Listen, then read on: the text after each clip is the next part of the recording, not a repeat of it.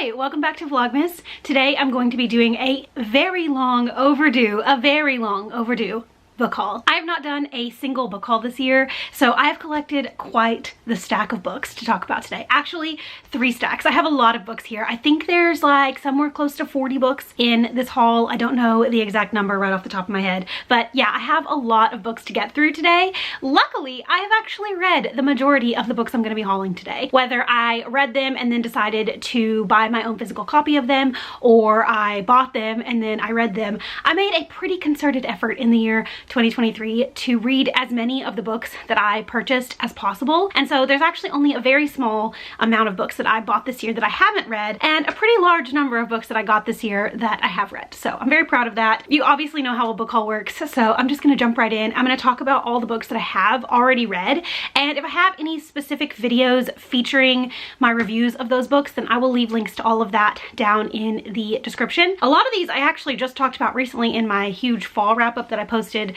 at the beginning of Vlogmas, and some of these I will be talking about again in future videos. So, you know, I'm just gonna try to keep it as brief as possible and talk about everything that I've got here, that I bought, that I was gifted, that I was given, that I got with gift cards, you know, just all the ways that you can acquire books. I am going to talk about them now. I don't really have like a rhyme or reason or order to how I'm going to talk about these books, but first up I'm going to talk about volumes 1 through 9 of Spy Family by Tatsuya Endo. This is a really fun manga series that I got into this year. This was just a lot of fun. I've read all 9 of these volumes. I believe there is a 10th volume that has now been translated to English, but I'm pretty much caught up on this series. If you don't know, this is about a spy named Twilight, who in the first book is tasked with infiltrating a rival government, and part of the task, like part of the thing that he has to do, is that he has to get a child into this prestigious academy and then like work his way into the inner circle of a parent of another student at this academy. So essentially at the beginning of the book he has to find a wife and child,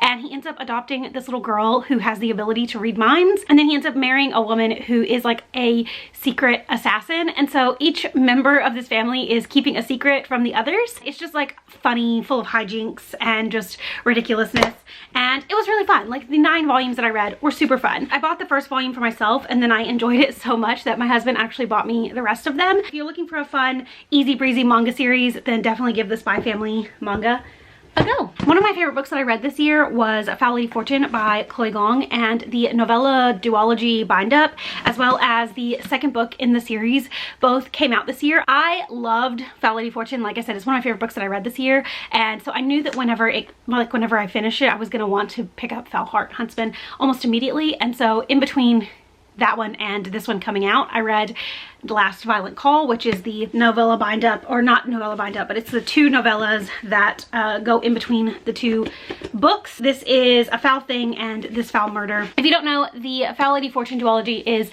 the companion duology to These Violent Delights, and this follows some of the same characters that we meet in the original duology a few years after the events of that series. We've got a whole new set of issues going on in China, and so the main characters are sort of trying to save their country once again. Yeah, it was really fun duology. I'm really glad that I read it. Speaking of the These Violent Delights duology, I already owned These Violent Delights. I read it at the end of 2022, but I never bought the second book, Our Violet Ends. And so one day I was just scrolling through Pango Books and I found a really nice copy of it. So I decided to buy it so that I could have it on my shelves. This is the second book in the original duology by Chloe Gong. And now I have the full series, which is great. If she ever writes more in this series, which I don't think that she would write more in this world, but if she ever did, then I will continue to collect those books because she has surprisingly become an author that I've really been into this year. Another set of sequels that I bought this year were Mr. Impossible and Grey Warren by Maggie Stiefvater. These are the second and third books in the Dreamer trilogy, which is the companion series that follows the Raven cycle. This is set a few years after the events of the Raven cycle, and it mostly follows the Lynch brothers, specifically Ronan for the majority of the series, and then we also get some perspective chapters from Matthew and Declan. I read the entire trilogy this year and I really enjoyed it. Obviously nothing will hold up next to the Raven cycle, which is one of my favorite series that I've ever read, and it's something that I consistently reread over and over. Like I reread it this year as well. It wasn't like mind-blowing, but I did really enjoy the trilogy, and I'm glad that I just read them all in one go. Speaking of buying sequels to books that I've already read, I also picked up a copy of Hellbent by Leigh Bardugo. I got this on Pango Books as well. I read Hellbent right as it came out this year. I got the audiobook from Libro FM and read it. It was one of the first books that I read in 2023 and I really enjoyed it. I love Ninth House and I thought this was a really solid sequel to Ninth House, and I just never really bought it. But then again, I was just scrolling through and the seller had some really nice editions of books that I was wanting to get, so I picked up Hellbent as well. And this just was a really great sequel. It's a solid sequel to the first book, which I thought set up a really interesting and complex world. And I can't wait to see where this trilogy goes, because Lee Bardugo did reveal that it's just going to be a trilogy. So the final book in the series, I hope it comes out soon, but I think it's probably not going to be till like 2025. Another entire series that I bought this year, I actually read this series and then I loved it so much I bought myself physical copies of all the books, is the Regency Vows series by Martha Waters. The first book in the series is To Have and to Hoax, and then To Love and to Loathe, To Marry and to Meddle, and To Swoon and to Spar. This is like a series of companion historical romance novels following a group of friends who have messy lives and get entangled in each other's personal lives. The final book in the series is coming out in February and I'm so excited. I actually got an arc of that one, so I'm probably going to read it before it comes out, but I will definitely be buying book 5 to add to my collection because I just ended up loving this series so much. They're not like the most groundbreaking historical romances, but it definitely gives me similar vibes to the Girl Meets Duke series by Tessa Dare,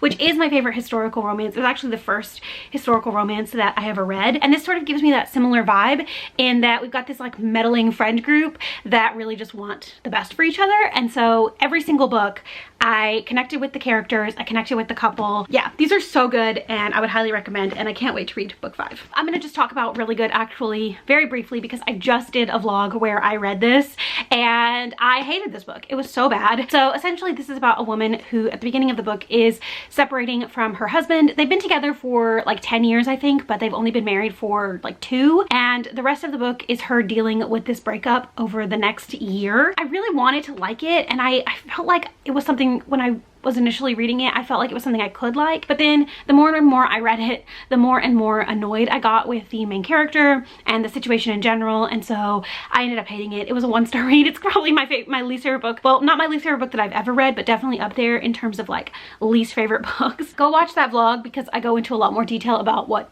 I don't like about this book, and I'm really proud of that video, so I wish you'd go watch it. Another one is The Other Side of Night by Adam Hamdy. This is a mystery sort of story about 3 people whose lives are connected in some way, and all 3 of these characters find out their connection over the course of the story. This was totally fine. Like I don't have any real issues with it other than there was a bit of a twist reveal at the end that I didn't really care for, only because it wasn't what I was expecting from this book. There was nothing like offensive or egregious about this book. I just didn't really end up liking it, and I don't think I'll ever reread it, so I'm gonna unhaul it. Gideon the Ninth by Tamsin Muir. Another one that I talked about just recently. This is the first book in a sci-fi like space opera series about Gideon, who is essentially an indentured servant to the Ninth House, and at the beginning of the book she's given the opportunity to get free from the Ninth House by accompanying the heir to the Ninth House throne, Harrow, to a sort of challenge where she's going to be competing against the other ambassadors from their houses. When they arrive to this place, people start dying, and Harrow and Gideon end up having to team up to help solve the mystery. In like theory, that's a really interesting premise that I would enjoy. In execution, not so much. I liked the mystery aspects and I really liked the relationship between Gideon and Harrow, but I just didn't like the writing style. I didn't think that the plot was very well like executed or even explained. I just had so many issues with this book that I'm not going to end up continuing on with the series, but I'm glad that I read it because now I understand why people have such strong opinions about this book. It just didn't end up being like a really fantastic book for me, so it is what it is. Next up, I'm going to talk about The Foxglove King by Hannah Whitten, which is the first book in the, I don't know what the series is called, but it's the first book in a trilogy about a girl who has like necromancer powers. And at the beginning of the book, she is basically hired to weasel her way into the Prince of this Kingdom's life. She has to sort of like get to know him and figure out if he is actually selling and giving away the secrets of their country to a rival country. She is paired up with this monk who is sort of tasked with protecting her her while she is in the process of getting to know the prince. It very much reads like a YA author writing an adult fiction book for the first time. Essentially, it sort of sets up this love triangle, and then there's also a prophecy, and there's some kind of connection between all these characters, and nothing about it feels surprising. It feels very formulaic, which I don't really have a problem with, honestly. I had a good time while I was reading this book. I just don't think it's like the most groundbreaking fantasy that I've ever read, and it definitely didn't deliver on the hype that I felt for it when I was reading it. I am going to be continuing on with the series just because the ending does leave off on a big enough cliffhanger that I'm curious to see what is going to happen next. I liked it. I definitely didn't hate it, and I'm glad that I read it. Okay, the next 3 books, the last 3 books of this haul that I've already read before we get into the books that I haven't read yet. I'm not going to talk about any of these books for too long because, spoiler alert, these are all going to end up on my favorites of the year list, and so I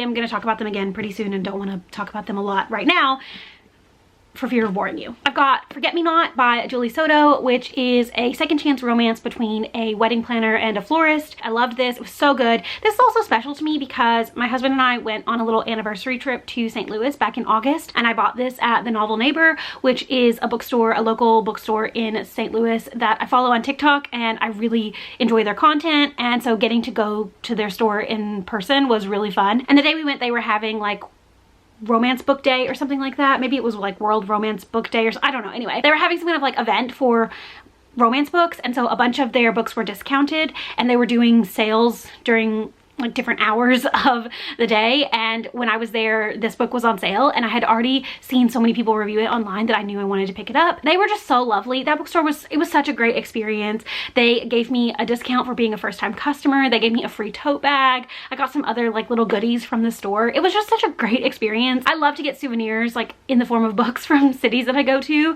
and I hold on to them forever even if I don't enjoy the book. So I'm glad that I enjoyed this because it will be on my shelf forever just because I got it at that store. And also it's just like a really fun trip, so it's like a nice little memory of that trip for me. Next, I've got On Earth We're Briefly Gorgeous by Ocean Vuong. I bought this on Independent Bookstore Day. I bought it from bookshop.org because I was not able to actually go shopping on Independent Bookstore Day. This is a literary fiction story, and it's told in the form of a letter from the main character to his mother. He has a very complicated relationship with his mother. She can't read or speak English, so he is writing this letter to her as sort of like a cathartic experience for him to get out all of the emotions that he has surrounding their relationship, and it's one of the most beautiful books that I've ever read. I'm planning on rereading it. I read it via audiobook the first time because Ocean Vuong narrates the audiobook himself, and I just felt like that would be a perfect experience, but I definitely want to go back and read it physically because there were so many sections and passages and lines in this book that I want to like tab and highlight and just make this book the very loved book that it is. I loved this. I can't recommend this enough. It's a hard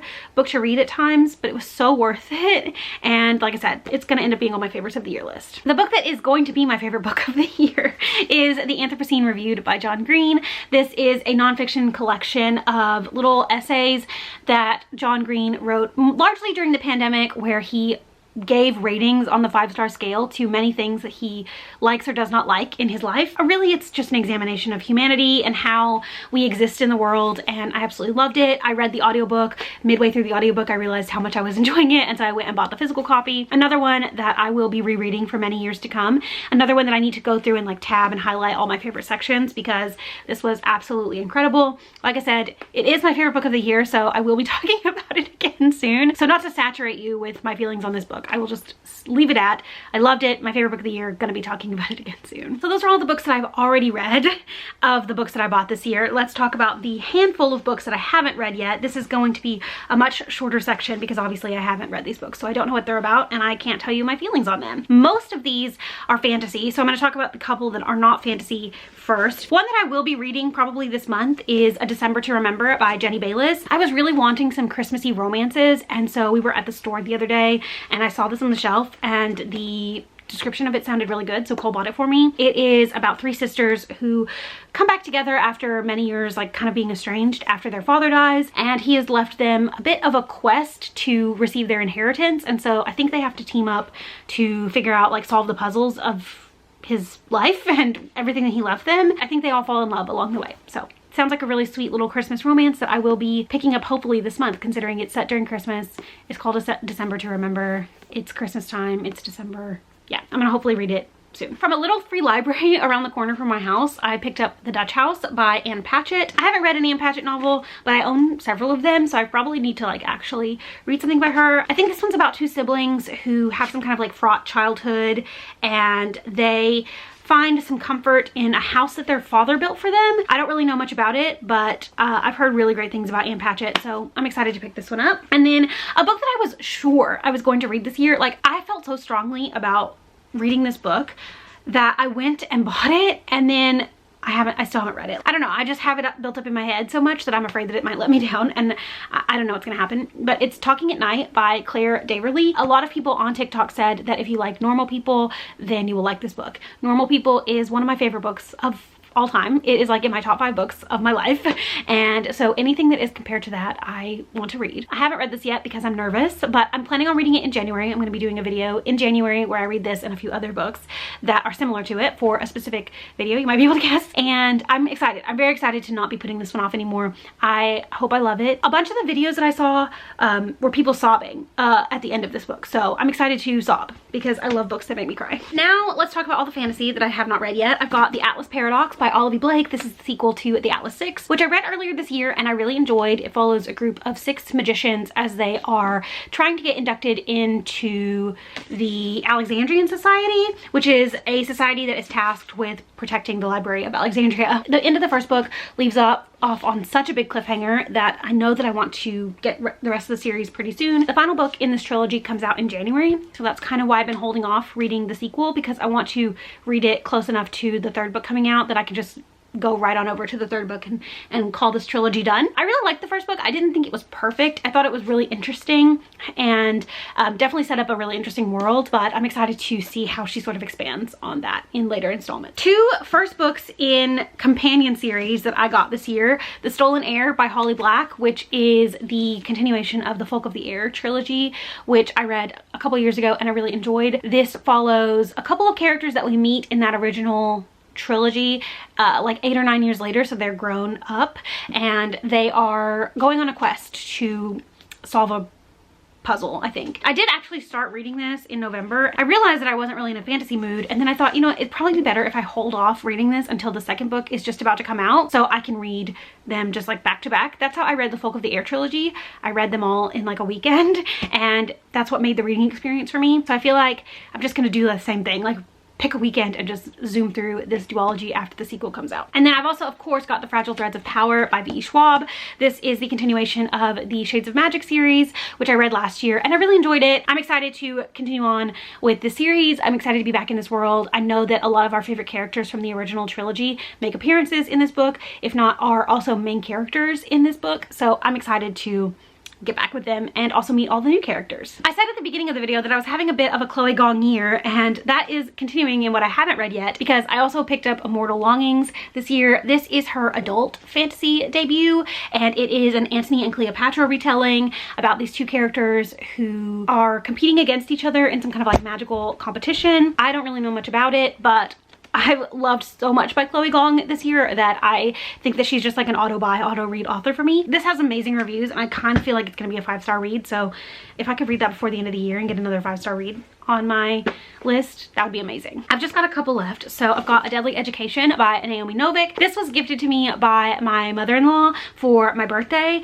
This is the first book in a dark academia trilogy about a girl who has always had this like fortune told to her. She's always had this like disaster prophecy, and she is determined not to fulfill it. And so she's at the school and she teams up with this guy who's sort of her enemy, but also potentially her lover. I don't know. Anyway, I don't know very much about it, but I've seen some really great reviews of it and it was gifted to me, obviously, so I'm gonna read it at some point and hopefully I like it. And then lastly, for the books that I bought this year that I have not read, the last book in this haul is The Priory of the Orange Tree by Samantha Shannon. This is such a chunky book. I bought this for myself because I tried to listen to the audiobook last year and I just really did not vibe with the audiobook, which is so rare. Like usually I can get into an audiobook no problem. I read like, I would say probably 15 or 20% of that via audio, and I just was not connected to the story at all. And I 100% knew that it was an audiobook problem and not a book problem. So I decided finally to pick up the physical book. I bought this for myself for my birthday. I haven't picked it up yet,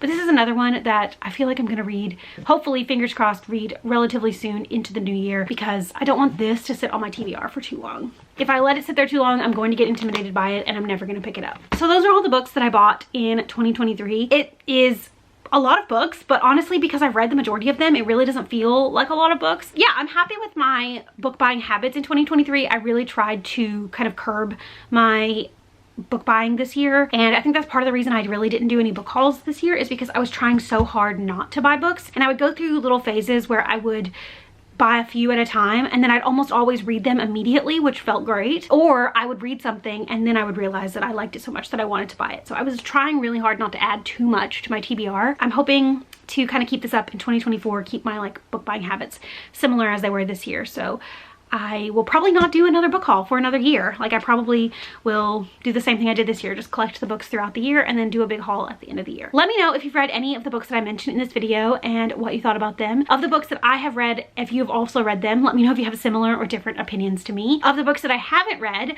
which of them do I need to get to as soon as possible? Which of them would you recommend be like my next read? I'd really love to know that as well. Thank you so much for watching. I hope you enjoyed this video, and I will see you again in just a couple days. Bye!